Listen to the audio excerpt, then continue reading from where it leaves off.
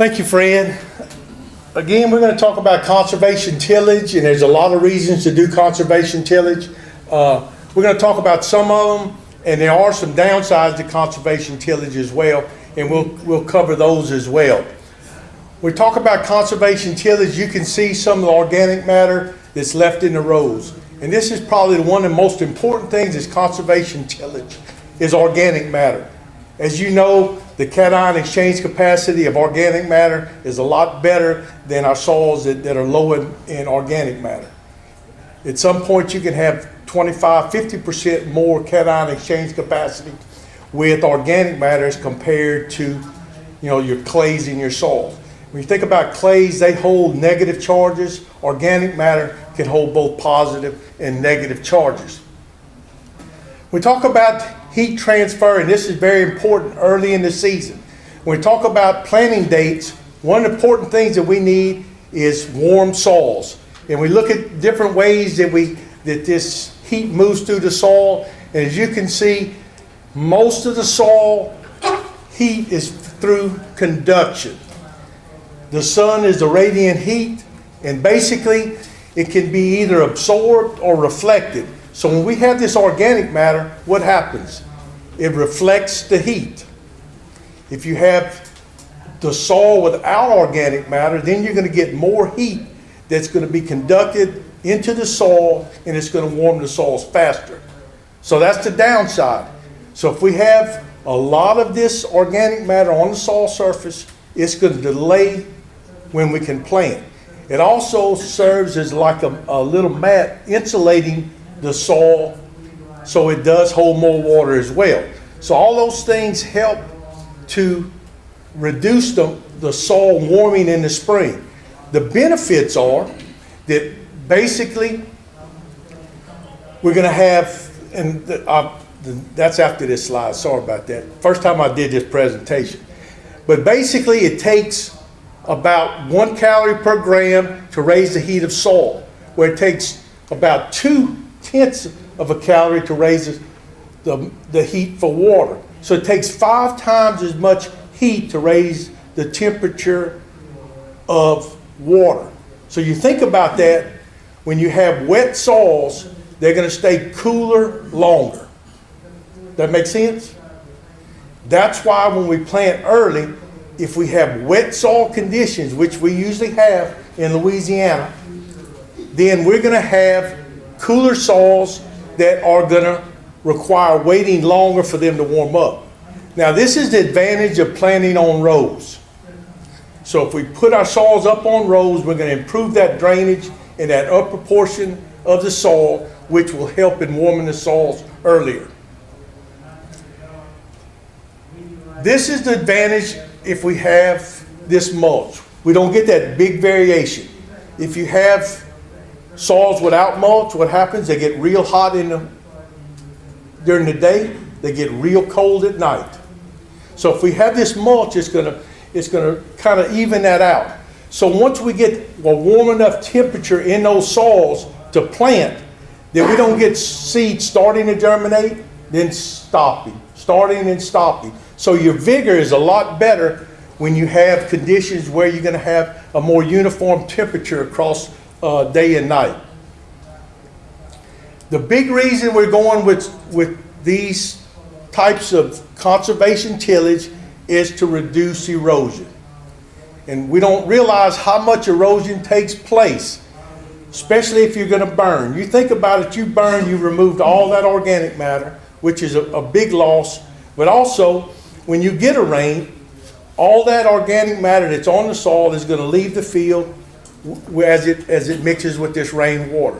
That raindrop, if you've been in a boat traveling about 40 miles an hour and you feel rain hitting you in the face, it hurts. And that's the same thing that happens with the soil.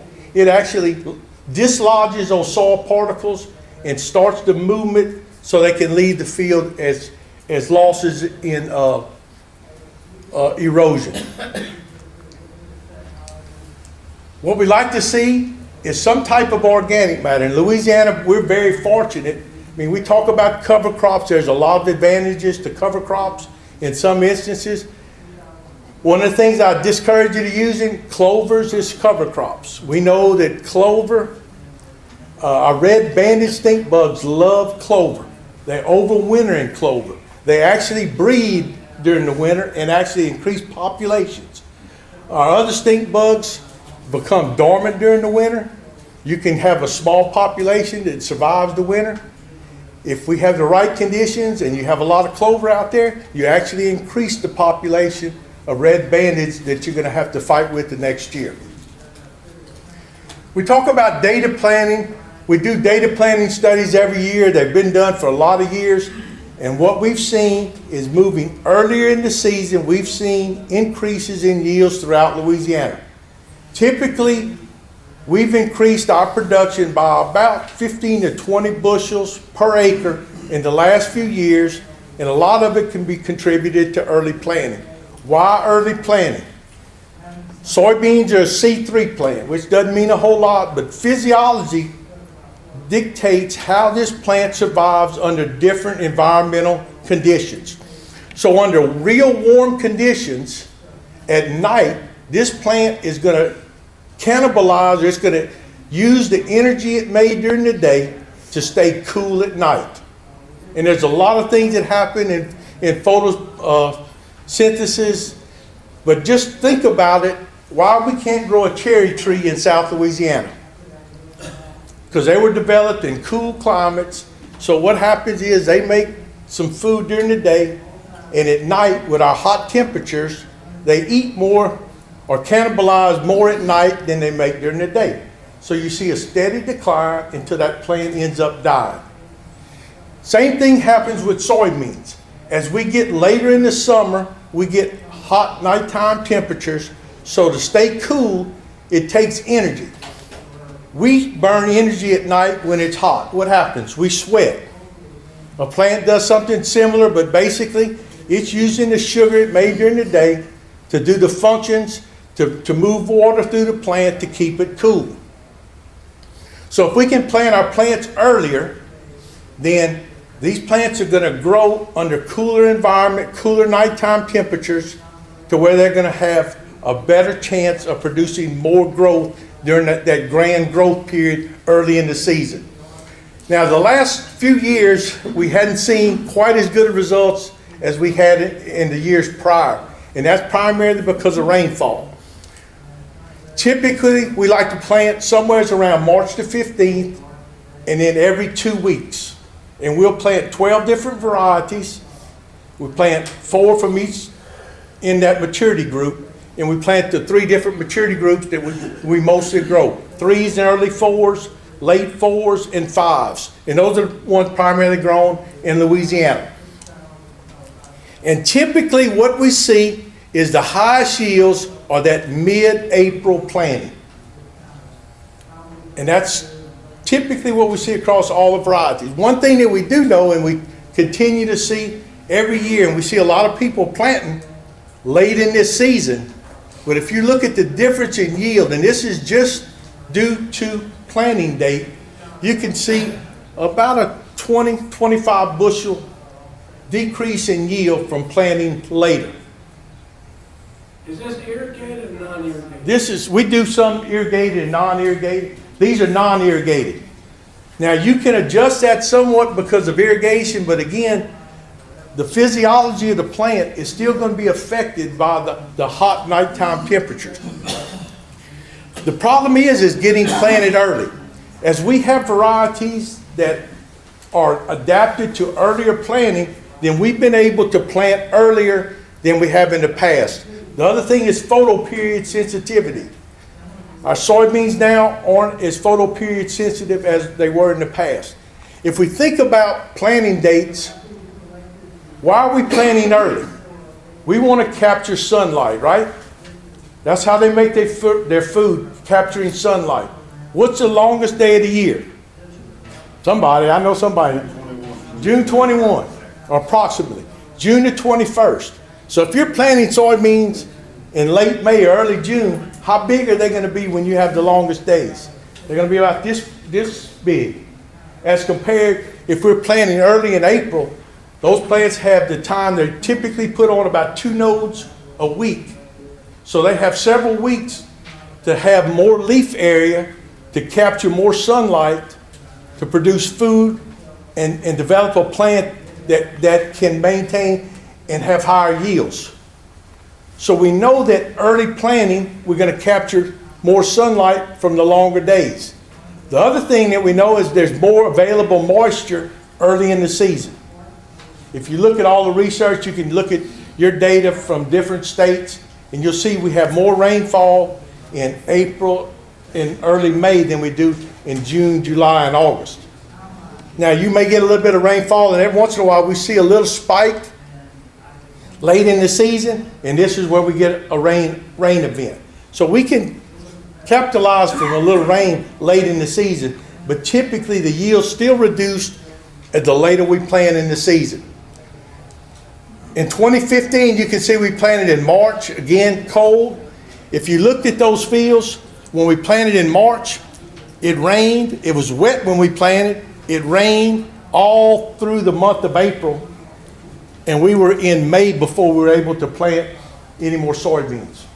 Now, when we planted them in May, you can still see, again, the higher yields planted in that earliest we could get into the field. Now, 2016, this is a little bit more typical of what we see, but again, we had a lot of rain early. You know about all the floods in Louisiana. We flooded early, we flooded late. But again, when we looked at this, and this is what we typically see, the fives, the earliest we can plant the fives typically will be the highest yield. The threes and fours, they have a shorter growing season, so they can't stand to have any interruption. If they get any cool weather, then it's going to hurt their final yields. But again, if we look at overall, that mid-April is where we're going to see the highest yields from most of the varieties. Now, when we get into our sugarcane area, we've even pushed that back a little bit as far as when we can plant. The problem in some of the rice growing areas, you're planting on flat soils, high clay content, holding a lot of moisture. So it's going to delay the development because you're going to have wet conditions. Those cool, wet conditions are going to slow the growth of those soybeans. And as you can see, the organic matter helps hold that moisture, and it's going to help as far as once we can get those plants established. This is one thing we started looking at because, you know, a lot of the companies are recommending 140,000 seed per acre.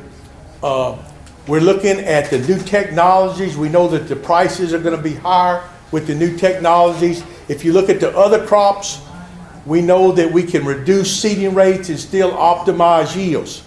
Now, rice has done it. They've cut them way back. Dr. Board has done research before he retired for 30 years. And he was a physiologist, and he looked at how low we could go on a seeding rate and still optimize yields. He found that in, I think it was like 5 out of 10 years, you could optimize yields with as low as 46,000 plants per acre. So we've been looking at seeding rates, and I wanted to make sure I had enough data before we really started pushing lowering our seeding rates. There's a lot of advantages to lower seeding rates, and we'll talk about a lot of those. Basically on the station now, for the last several years, we've been planting this 123,800 seed. So you're looking at reducing your seeding rate by about 10%. Seed are the most expensive part of your direct cost in soybean production. So if you can reduce your cost of seed by 10%, we know that we can actually reduce it less than that depending upon weather conditions, on your how good a seed bed. There's a lot of factors. What type of equipment you have. Some of your equipment will be more efficient. So with that, we'd like to see somewhere between 80 and 120,000 plants per acre, or even down to leaving to 75,000 per acre. So you can see we can reduce them. Now, the other thing that you'll need to see, and this is, if you look at plant height, I always tell people, if you want more lodging, increase your population. Because as you increase your population, you're going to increase the potential for lodging. The other thing that happens is incidence of disease. As we increase these populations, we're getting less airflow through the canopy, so we have potential for higher disease. Also, insect control. We're getting this canopy that we're not getting insecticide down to the insects that we're trying to control. So there's several benefits of lower seeding rates. Ronnie, Yes. is that your actual seeding rate, or is that actual plants per? This is actual seeding rate. The plant populations were somewhere between 92 and 95% stands from plants. So if you go out and we do it, we count the number of seed that we put, we count the number of plants that come up from the seed. And typically we're getting somewhere between 85 and 95% plants from seed. So the seed quality is very good. And this is with multiple varieties over multiple years. This past year in 2016, again, we looked at seeding rates, and every year is different. And that's why we have to do a lot of years to try to come up with what we feel comfortable in suggesting that producers farm. Now, if you look at seeding rates across all of these different seeding rates, look at the yields. No significant differences. Although, again, the 123-800 was the highest yield. Now, if you think about a soybean plant, if you had one soybean plant per square foot, so that's 43,000. I mean, you know the soybean plant will get this big around. So they have the potential to produce with a low population, but you have to have all other factors as well to optimize those yields. But what you see here, look at the lodging percent as we increase the seeding rate. We know we got a lot of rain late in the season, but as we went to those higher populations, we had a lot of plant growth, and those plants tend to lodge. What's your row spacing? We're on 38-inch rows, and we've been just doing it on 38-inch rows. So I hadn't looked at some other row spacings.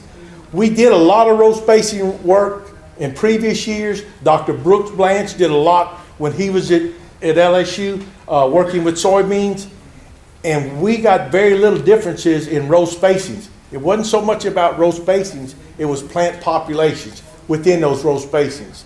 So we, even with twin rows, we didn't see the advantages that some of the other states had seen.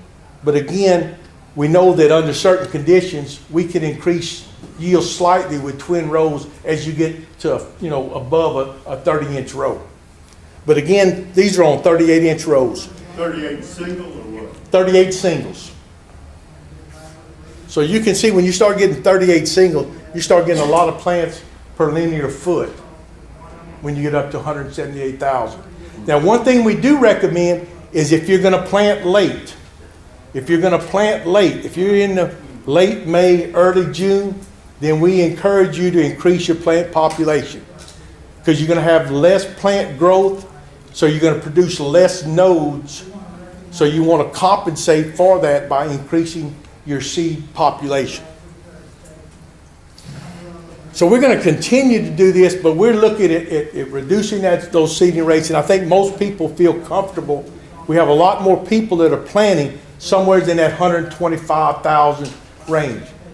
If you're at the 140, if you're comfortable with that, I'd say stay there, but I'd encourage you to maybe look at planting some of your fields at a lower seeding rate and see if you could optimize your yields with a lower production cost. Supplemental nitrogen, this has been a subject for a long time.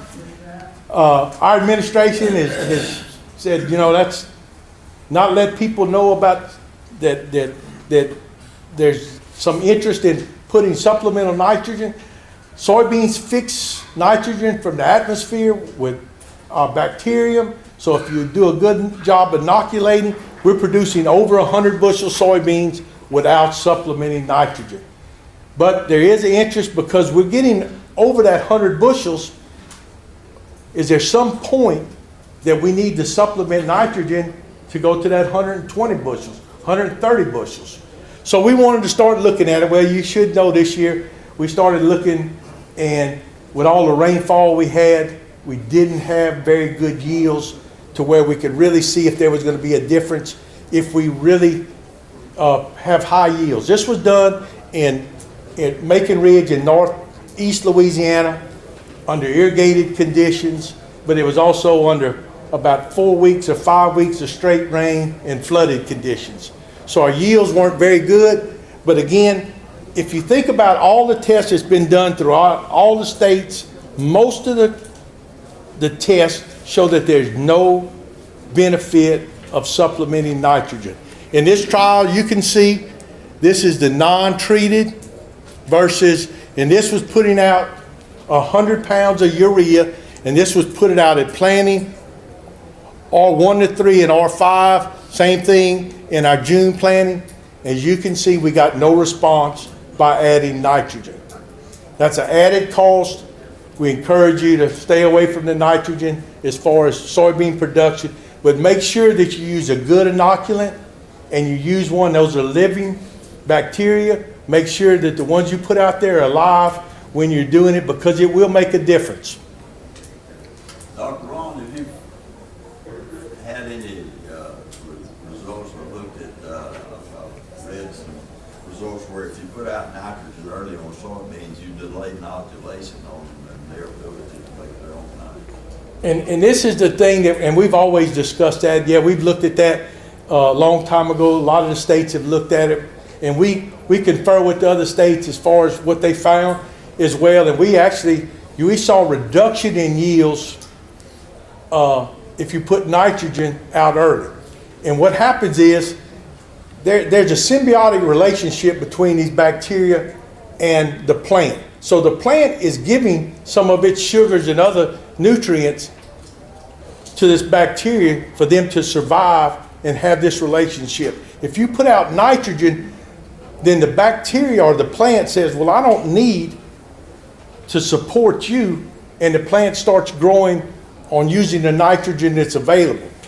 Then as the plant gets bigger, then it starts to run out of that nitrogen, and then it's a lag time before the bacteria can develop to the point where they're supporting that need. So you actually have a plant that's not growing at 100% capacity for a short period of time until it can recuperate and have the number of nodules, and they're active enough to provide the amount of nitrogen that the plant needs. Now, one thing, there is some research that's showing some of the newer strains of bacteria are actually more efficient in fixing nitrogen than some of the old native populations. So what happens is the native populations are more persistent in the soil.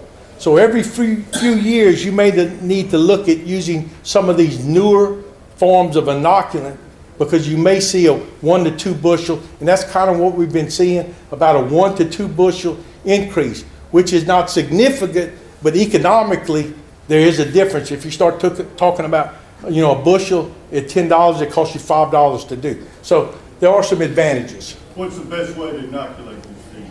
On the seed, I mean, that's basically the only way that you can inoculate. If you plant the seed and you don't have inoculant on them, then there's no way to go in. How do you do it? Mix it with a stir? Oh no, that most of are liquid formulations now. But even the peat moss, there's no problems with any. We hadn't seen any differences in how you inoculate. It's just as long as you inoculate at planting.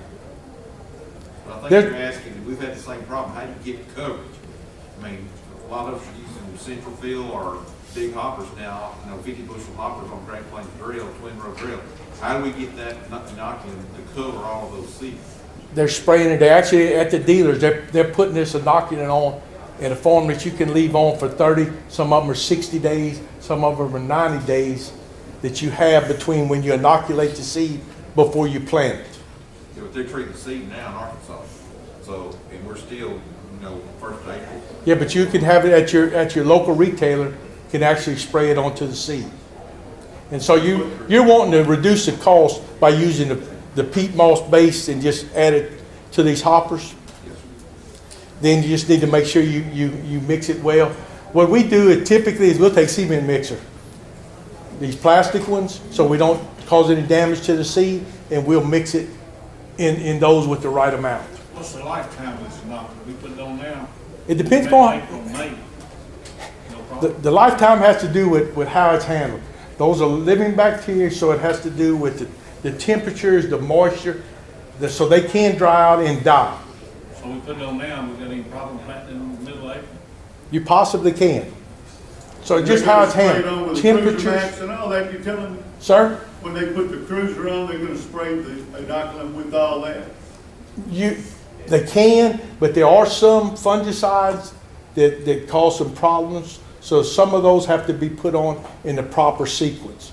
So you need to consult your retailers about them. There's a lot of, and all of them are different. Well, But they we're both. asking you because that guy's selling it to us. Well, I'm telling you that you need it. You unbiased answer. I'm telling you that you need it. And then I would suggest that you talk to your specialist in your state as far as how that you need to handle it. And because it's going to depend upon what form, what brand that you're getting. Every one of them different. I had one that I didn't get good. I probably don't have time. We're going to talk about it. I had one that I got poor results from. I was actually getting a decrease in yield where I was using this one brand. I won't mention it. So at a meeting like this, I talked about the research because for a while we were doing inoculation research. I did several years where we looked at the different inoculants, when they were applied, everything. And this one I had problems. Well, I didn't say anything. I just, at the meetings, I said, this is one that we hadn't seen good results. Well, the dealer got word that I was talking bad about his product. So he called me, come to find out that they had a problem at the plant with their water supply, and they were using city water that was chlorinated and fluorinated. They were actually selling people bacterium that was dead. So they were getting poor results. So there's a lot of things that can go wrong with this bacterium between when you get it, when you plant it. So there's a lot of concerns about that. You can usually tell by about V2. If you go pull up a plant at V2, you'll start to see these small nodules. I have a lot of slides with how the cells start to form. But basically, you'll see them at about V2. And you'll start to see, if you cut it open, if it's pink inside, then it's working. Because it fixes nitrogen in the absence of oxygen. So it has leg hemoglobin. So it's kind of like hemoglobin in your blood that turns red. This binds with the oxygen that's being taken up into the plant. So in that binding process, it'll start to turn pink. Now these things are always, they're either, you have new ones coming on, you have old ones dying. So it's not like this first one nodule that you have lasts the entire length of that plant. So they're constantly being produced, and they form on the root hairs. And the root hair actually just wraps around the bacteria, and it actually, because the bacteria starts to grow, punches in and starts to form this nodule. So we could talk all day about inoculation, but it is very important. And that's how that plant's going to get started and how that's going to develop. That early seedling is very important on your production later. So we like to keep all those roots on there with good inoculants. Are any of the inoculants available that are compatible with molybdenum? Yes.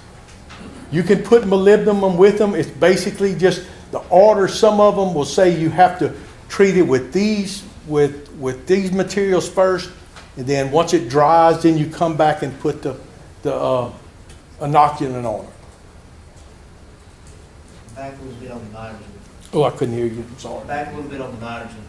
Do you see, or do you think there is too much nitrogen in ammonium sulfate put out in the first week, 2 weeks of the plant's life? I mean, yes. I mean, ammonium sulfate, you're still talking about a good amount of the things that we see ammonium sulfate, and I know why that, I mean, you look at it, it's sulfur. In my next slide, we're going to talk about sulfur, but sulfur, if you need sulfur, then I would encourage you to use it in your rotation crop. So basically, if you're planting corn, soybeans, rice, soybeans, use ammonium sulfate in that crop where you can benefit from the nitrogen, but also get your sulfur. because we need very little sulfur. But as you know, most of our area is starting to show deficiencies in sulfur. Will the sulfur not leach over the winter? Right. Right. But it can, I mean, anything, it can actually do some leaching down through the profile. So elemental sulfur may take care of your problem instead of using ammonium sulfate in soybeans. And now, if you have the problem, if I have a sulfur deficiency in soybean, then that's probably the only way that you would cure it. But that would be the only reason I would use it if I had a true sulfur deficiency in soybeans. Now, putting the nitrogen is a cost, and that's why we don't recommend it, because you're just adding to your production cost without any benefits. When we start talking about deficiencies, we also look at some timings and P and K rates. We looked at some different rates, and we also added sulfur in because we're starting to see some sulfur deficiency in some of our soils, and typically no difference than what we always said. This one, you know, we don't ever have straight lines. You know, it'd be nice that everything was a straight line like this. As we increased the rate, we saw an increase in yield. But typically, earlier we put it out, we see the most benefit from adding our P and K. To get the same effect, if we wait till late in the season to apply our nutrients, then we're going to have to go higher rates, and we're still not going to see the benefits from lower rates. That's kind of just so to let you know that we're still looking at these things to try to figure out if there are any differences that we need to do as far as rates that these plants need for these higher yields that we're starting to see. When do you put out your P and K in your soybeans? There's a lot of difference depending upon your soil When do you type. When we like to put it out in the fall. If we can, we'll put it out in the fall. A lot of people don't like to put it out in the fall. I know. And in some of those places, we end up putting it out in the spring prior to planting. The university doesn't want you to put it out in the fall. That depends upon your soil type. If you have Depends on some, what state you're in too. probably so. Your CEC, your cation exchange capacity, in Louisiana, we got a lot of clay in a lot of our soils. So we don't get the leaching from our P and K through the soils.